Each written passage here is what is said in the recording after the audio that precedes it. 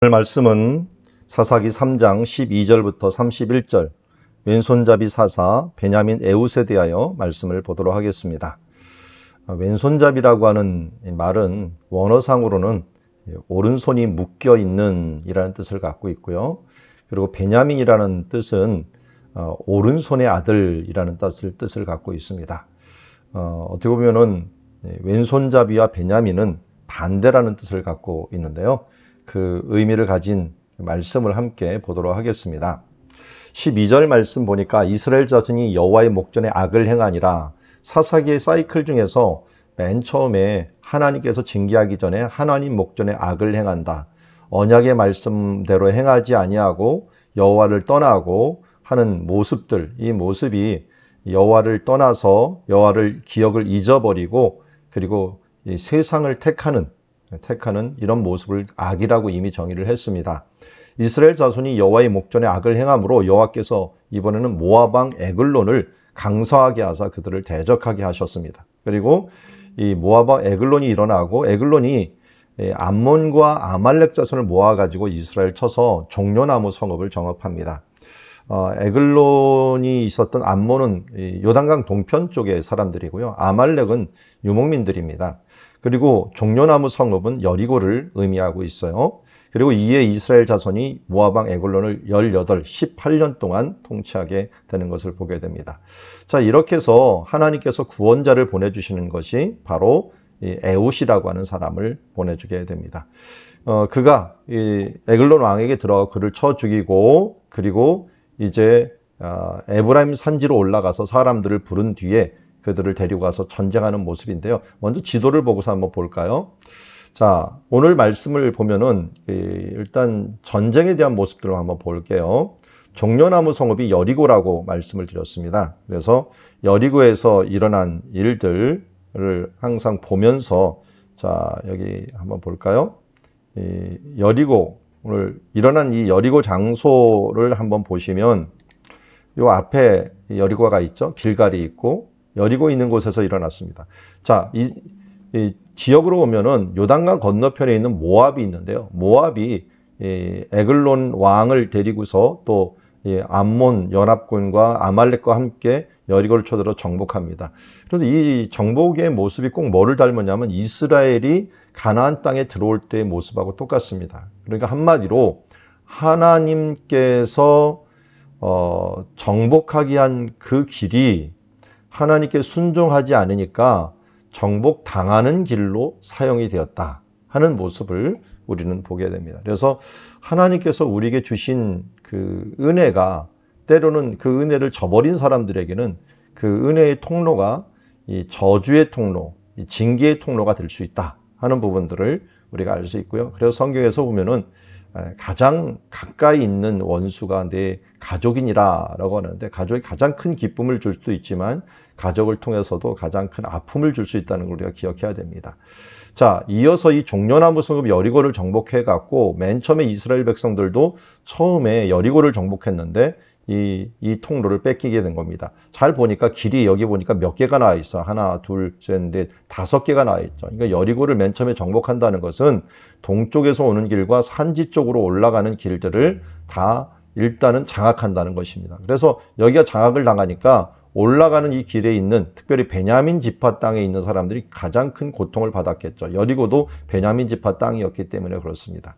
자, 그러자 베냐민 지파의 에웃이 나와서 이것을 타개하게 됩니다. 에웃이 가서 이것을 그 왕을 죽이고 나서 어디로 도망갔느냐면 이 에브라임 산지, 이쪽으로 에브라임 산지가 베냐민 산지까지 포함을 한 겁니다. 에브라임 산지까지 와갖고 나팔을 불며 이스라엘 사람들이 에웃과 함께 가면서 모여서 이제 적진으로 향하게 된 거죠. 이제 이 에웃이 죽이고 나서 사람들이 이쪽으로 함께 합세를 하면서 어디까지 갔느냐? 28절에 보니까 모압 맞은편 요단강까지, 요단 나루토까지 장악해서 여기서 건너려고 하는 사람들을 아무도 못 건너게 만들고 약 10,000명을 죽였다라고 하는 이야기가 바로 이 말씀이라고 할 수가 있습니다. 그래서 어떻게 보면은 잘못하면 심각한 결과를 가져올 수 있었겠죠. 그들이 들어왔던 통로로 이 적군이 들어오고 적군이 들어왔던 그 통로를 통해서 베냐민과 에브라임 산지, 유다 산지가 위협을 받고 있는 그런 상황이 된 것들을 보게 됩니다. 그러니까 하나님께서 지금 일하시는 모습들을 지리적으로 한번 보고, 그렇지만 이 에훗이 참 잘한 것 중에 하나는 끝까지 쫓아가고 한 사람도 건너지 못하게 만들고, 그냥 모압 사람, 이 용사와 장사, 이 10,000명을 죽인 것들을 보게 됩니다. 그래서 앞에 보면은 이제 제가 동쪽에서 사진, 예수님이 금식하고 또 시험 받았다는 시험산이라고 하는 곳이 이제 여리고의 동쪽에, 서쪽에 있는데요. 서쪽에서 동쪽을 바라보며 찍은 사진입니다. 그래서 여리고 성이 이렇게 있고요. 여리고 성 옆에 넓은 평지가 있고, 그리고 요단강이 있습니다. 그러니까 요단강 넘어서 모압이 있고요. 그러니까 요단강을 넘어온 거죠. 넘어온 이 지역들을 지금 통치하고 있는 중에 있고, 여기에서 위로 올라가는 길, 이쪽으로 가는 길, 또 이쪽으로 세 가지 길이 있는데, 이 길을 정복하고 있었던 것인데요. 이쪽에서 이제 군대를 모아갖고 정복하러 나갔던 모습을 보게 됩니다. 다시 한번 본문으로 돌아가 보죠. 이제 종려나무 성읍이 어딘지 알았죠? 요단강을 넘어서 여리고에 있는 종려나무 성읍을 정복했고요. 종려나무가 지금도 엄청나게 많습니다. 그래서 가면은 종려나무를 많이 심어 놓고 지금도 종려나무 성읍이다 이렇게 표현을 하고 있어요.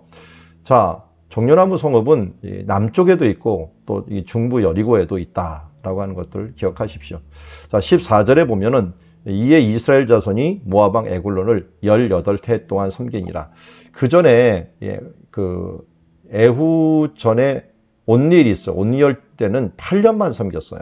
8년 섬겼는데 이번에는 18년 동안 섬긴다라고 하는 이 부분들을 보면은 얼마나 이게 이 악이 더 심해졌는가, 하나님의 징계가 얼마나 더 심해지는가 하는 것들을 보게 됩니다. 그런데 하나님께서는 베냐민 사람 왼손잡이 에훗, 아까 말씀드렸죠. 오른손을 못 쓰는 자, 오른손이 묶인 자라는 뜻인데요. 사사기 20장에 보면은 베냐민 사람들 중에서도 굉장히 왼손잡이들이 많이 있었어요. 그래서 이게 뭐 장애인이라고 할 수는 없고요. 제가 보기에는 왼손잡이라고 하는 말이 많이 나오는 것들, 사사기에 많이 나오는 걸 보면은요, 이 부분들은 분명히 이 사람들이 왼손잡이, 이 오른손의 자손인데도 불구하고 왼손잡이 사람들이 굉장히 많았다 하는 것을 보게 됩니다. 그래서 한 700명 정도, 제가 사사기 20장 16절을 한번 읽어볼게요. 이 모든 백성 중에서 택한 자 700명은 다 왼손잡이라 물매로 돌을 던지며 조금도 틀림이 없는 자들이다 하면서 이 베냐민 자손의 특징을 이야기하고 있어요. 그러니까 왼손잡이가 사실은 운동신경이 좋다고 하는 말들도 있고요. 어쨌든 이 왼손을 잘 쓸 수 있는 사람, 오른손도 쓸 수 있고 왼손도 쓰는 사람이라기보다는 오른손은 잘 못 쓰고 왼손을 쓰는 사람인데요. 이거는 좀 지파하고 안 맞아요. 왜냐면 오른손의 자식인데 왼손을 잘 쓰는 사람이 돼버리니까요. 그런데도 불구하고 하나님께서 이런 부분을 씁니다. 어떤 사람은 이 부분들을 장애인이라고 하는데 그 시대의 장애인이라고 볼 수도 있었겠죠. 이스라엘 자손이 그를 통하여 모압 왕 에글론에게 공물을 바칠 때라고 얘기합니다. 그래서 모압 왕 에글론에게 공물을 바치는 것을 보면은 베냐민 지역 사람들이 모압 왕 에글론에게 공물을 바치며 무역을 하고 있었다 하는 것을 알 수가 있고요. 자기네 땅을 뺏긴 거죠. 그런데 에훗이 길이가 한 규빗 되는 좌우에 날선검을 만들어 그 오른쪽 허벅지 옷 속에 차고라고 했는데요. 우리는 오른손을 못 쓰니까 왼손잡이니까 장애가 있고 이런 것들이 약점이라고 보지만 이 약점을 강점으로 이용한 부분이 바로 16절입니다. 칼을 갖다가 주로 이 오른손을 쓰기 때문에 왼쪽 허벅지에다가 차고 다니거든요. 그러니까 혹시나 사람들이 검문검사해갖고 왕한테 갈 때 칼이 있는가 하면서 옷을 뒤지겠죠. 옛날엔 치마 같은 걸 입었으니까. 그래서 탁탁 뒤질 때 오른손 쪽으로 한번 칼이 있는가 볼 수 있는데 왼쪽에 있을 것이라고는 생각을 못했던 거예요. 그러니까 어떻게 보면 이 왼손 쓰는 것이 이런 검문에 걸리지 않을 그런 좋은 도구가 되었다 하는 것들을 알 수가 있고요. 그리고 공물을 모압 왕 에글론에게 바쳤는데 에글론은 매우 비둔한 자다. 이 비둔한 말도 이 브리아라고 하는 말이 건강한이라는 뜻을 갖고 있어요. 이 브리라고 하는 말이 있는데 베리라고 하는 말이 건강한 뜻도 있기 때문에 매우 건강한 자였더라, 매우 건장한 자였더라 이런 식으로 표현하는 게 더 나을 것 같아요. 어떻게 보면은 지금 베냐민 지파라고 하는 것들은 이 당시에 가장 약한 지파였거든요. 가장 약한 지파인데다가 거기다가 이 에훗조차도 왼손잡이인 것들 다 모두 결격 사유였어요. 그리고 거기다가 에글론은 굉장히 건장한 자였습니다. 그러니까 이걸 보면은 완전히 이게 그 다윗과 골리앗을 생각하게 되는 이런 상황입니다. 이 상황으로 보자면은 정말 작은 지파, 사람도 없고 왼손잡이에다가 이런 에훗이라는 사람, 지금도 이 땅을 뺏겨갖고 조공을 드려야 되는 그런 사람이 이 왕이자 또 건장한 이 사람하고 싸운다는 것은 말이 안 됐습니다. 그런데도 불구하고 그가 하나님의 사명을 받아들여서 이 칼을 왼손잡이로 갔지만 그것이 그에게 차라리 유익이 되어서 이것을 통하여 승리하게 되는 모습을 보게 됩니다. 그러면서 19절에 보니까 이제 이 공물을 바친 다음에 자기는 길갈 근처 돌뜨는 곳에서 돌아와서 이르되 왕이여 하면서 길갈 근처 돌뜨는 곳이다 라는 데는 이 돌뜨는 곳은 그 우상들이라는 뜻을 갖고 있어요. 우상들을 세운 곳이라는 뜻을 갖고 있는데 글쎄요, 길갈 근처에 돌뜨는 것이 무엇인지는 고고학적으로 어떤 것도 밝혀진 것이 없는데요. 저는 추정하기로는 길갈 근처에 예전에 이스라엘 백성들이 이 요단강에서 가져온 12개의 돌들을 세운 곳이 있거든요. 그런 곳이 아닐까, 그런 것을 세운 돌들 있는 곳이 아닐까 하는 추정을 하게 됩니다. 어쨌든 길갈은 그들이 이스라엘 백성들이 머물렀고 정말 이제 정복의 근거지가 되었던 곳인데 그곳에서 다시 결심을 하고 돌아온 것이겠죠. 그러면서 내가 은밀한 일을 왕에게 아리려 하오니 왕이 명령하여 조용히 하라 하며 모쇼선사들이 다 물러간지라 하면서 조공을 이미 바쳤기 때문에 안심을 한 거죠. 거기다가 또 무슨 일들을 또 주려고 하는가 하면서 안심을 한 그에게 에훗이 그에게 들어가 왕은 서늘한 다락방에 홀로 앉아 있는 중이라 하면서 다른 사람들은 물러가게 하고 그에게 또 뭐 좋은 선물인가 또 뭐 중요한 것들을 말하는지 하면서 조용히 하라 하면서 그를 맞이했는데요. 에훗이 갑자기 뜬금없이 내가 하나님의 명령을 받들어 라고 하면서 왕에게 아뢰릴 일이 나이다. 하나님의 명령, 그들의 신의 명령을 한다고 하니까 벌떡 일어난 거죠. 이게 두려워서 일어난 건지 아니면 너희 신이 나한테 뭘 좋은 것을 주려고 하는지 이게 잘 몰라요. 그렇지만 어쨌든 뭔가 충격을 받았고 자세에서 벌떡 일어났는데 이것이 그의 약점이 되었죠. 그러니까 에훗은 지금 엎드려 있었고 좌석에서 지금 벌떡 일어나는 거예요. 좌석에 있으면은 그의 칼을 가지고 찌를 수가 없는데 그가 약간 머리를 숙이고 있는데 좌석에서 딱 일어나고 왕은 좀 더 위에 있었겠죠. 위에 있다 보니까 허벅지에서 칼을 꺼내갖고 밑에서부터 위로 그 왕을 확 찔러버린 거죠.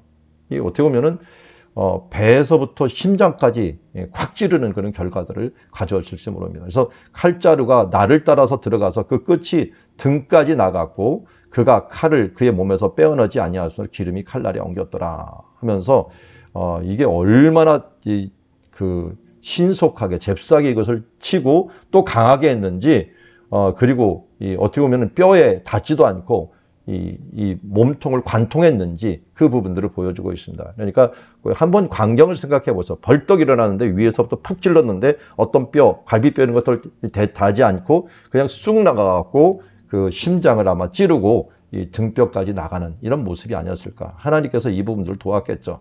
그래서 에훗이 이번엔 그 다락방에 있었기 때문에 이 당시에는 모두 사람들이 다락방에 살았어요. 왜냐하면 밑에가 너무 덥기 때문에요. 아래서 하나 뛰어 올라와 있는 다락방이 원래 거실이었습니다. 그런데 거실로 올라가는 길이 안에서도 어떻게 보면은 계단이 있었고요. 밖에서도 지붕으로 올라가는 계단이 있어요. 그러다 보니까 두 개를 만들어 놨는데 다락문에서 뒤에서 닫아 잠그고 밖으로 올라가는 계단으로 내려왔던 것을 보게 됩니다. 그래서 에훗이 나간 후에 왕의 신하들이 들어와서 다락문이 잠겼음을 보았습니다. 그런데 이르되 분명히 서늘한 방에서 그 발을 가려온다. 우리나라 뭐 요강 비슷한 것들이 있었던 것 같아요. 그런데 그것을 발을 가려온다 하고 거기에서 이제 용변을 본다 생각하는 거예요. 용변을 본다고 생각하는데 아마 이 에훗이 죽인 이 에글론 왕이 분명히 용변을 보는 시간들이 오래 걸렸던 것 같아요. 이 비둔한 것이라고 하는 게 만약에 정말 살이 찐다 그랬다면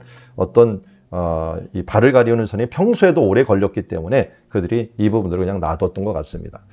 그들이 오래 기다려도 근데 왕이 너무 안 내려오니까요. 다락문을 열지 아니하는지라 열쇠를 가지고 열어본즉 그들의 군주가 이미 땅에 엎드려 죽었더라라고 얘기하고 있습니다. 그래서 이렇게 죽고 그들이 우왕좌왕해서 그것을 기다리는 동안이라고 얘기를 했는데요. 에훗이 빨리 피해서 돌 뜨는 곳을 지나 스이라로 도망했다. 스이라는 뭐 암염소라는 뜻을 갖고 있는데요. 참 동물이 많이 나오는 것 같아요. 에그론이라는 것은 송아지고요. 스이라는 것은 암염소에 해당하는 것을 봅니다. 어쨌든 올라가고 그가 이르되 에브라임 산지에서 나팔을 불매. 에브라임 산지라고 하는 것은 베냐민 지파와 그리고 에브라임 지파, 므낫세 지파 모든 곳들을 다 에브라임 산지라고 부르는데요. 이곳에서 나팔을 붑니다. 그러니까 사람들이 나왔습니다. 근데 나오는데 나를 따르라라고 해요. 근데 원래 베냐민 지파가 가장 약한 지파이기 때문에 나를 따르라면 안 따라요. 근데 근거를 얘기해요. 여호와께서 너희 원수들인 모압을 너희 손에 넘겨주었느니라 하면서 모압 왕이 죽었다라는 말을 하니까 사람들이 용기를 얻었겠죠. 야, 이거는 이제 그냥 이긴 전쟁이구나. 왜냐면 적군의 장수가 죽었기 때문에 이제는 이긴 전쟁이기 때문에 더 사람들이 이제 전리품만 챙기면 된다 생각해갖고 무리가 에훗을 따라가서 모압 맞은편 요단강 나루타까지 가고 한 사람도 건너지 못하게 해갖고 이것을 정복하게 되었고요. 아까 말씀드렸던 10,000명이요. 또 여기서는 모두 장사여 용사라. 용사라는 말은 제가 히브리어로 하일이라는 말을 이해해서 장사가 샤멘이래, 샤멘.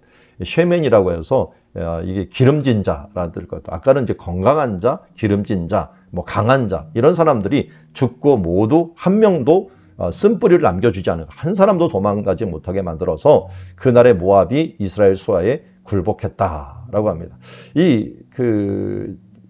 지금 굴복하다라는 말, 그 땅에 이제 80년 동안 평온이 있었다라고 말씀을 하고 있습니다.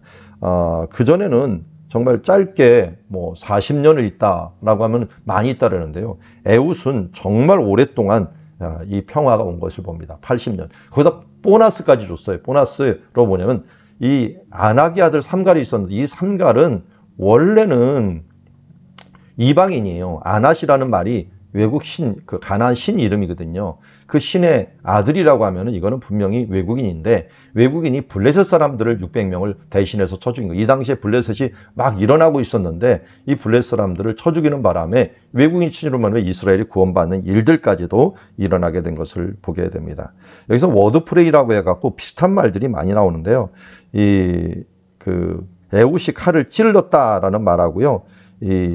나팔을 불었다라는 말이 타카라는 말로 똑같은 원어를 사용해요. 그래서 찌르고 또 불고라고 하는 말을 원어로 사용하기도 하고요. 그리고 에훗이 전하는 말이라는 말인데요. 이것이 날이 섰다라고 하는 것이 입이라는 뜻을 가집니다. 그래서 전하는 것과 칼의 날선 검이라는 이 뜻이 같은 의미를 내립니다. 그러니까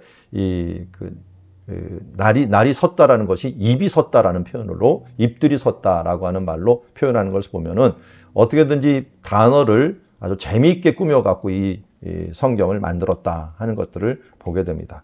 오늘 말씀에 정보가 너무 많다 보니까 우리 초점을 맞추기가 좀 쉽지가 않은데요. 확실한 것은 우리가 이것입니다. 타락하면 하나님이 징계를 하는데 이 징계하는 것들이 참 이상하게 우리가 축복을 받을 수 있는 통로가 저주의 통로가 돼갖고 다가오더라라는 것이고요. 또 하나 중요한 것은 이 에훗이라는 사람은 베냐민 지파 사람이요, 왼손잡이, 오른손에 장애가 있는 사람이었는데도 불구하고 이 연약한 자의 대표자라고 할 수가 있어요.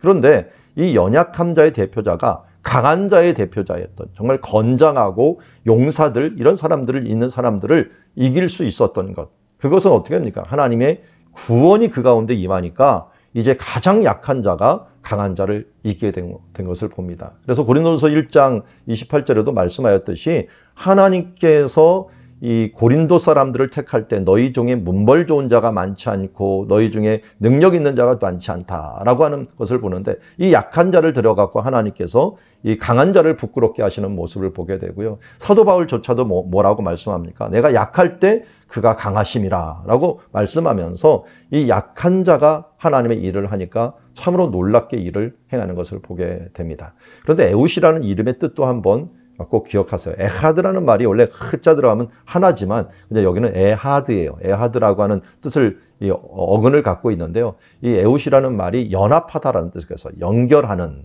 그러니까 에웃이 혼자 일하기보다는요. 혼자 일단 결정타를 먹여놓고 이 에브라임 산지 사람들과 함께 일함으로 말미암아 함께 연합하여 일함으로 말미암아 그 구원의 효과가 더 커진 것을 보게 됩니다. 그래서 우리가 아무도 남기지 않고 그들을 끝까지 죽이면서 80년의 평화를 가져왔고 보너스로 삼가리 블레셋까지 채워주면서 이 주변 지역에 큰 평화를 가져올 수 있었다라는 것을 보게 됩니다. 그래서 하나님이 진노하시면 우리가 정말 축복이라고 여겼던 것도 저주가 될 수 있지만 하나님이 구원하시면 우리가 약하게 여겼던 모든 것들이 차라리 강점이 되어서 왼손잡이였기 때문에 오른쪽 이 허벅지에 숨길 수 있었고 또 그가 벌떡 일어나는 바람에 그를 찌를 수가 있었고 에브라임 사람과 함께함으로 모든 사람이 구원의 기쁨을 함께할 수 있었던 이제 연합의 사람이 되었던 것을 보게 됩니다. 우리 또한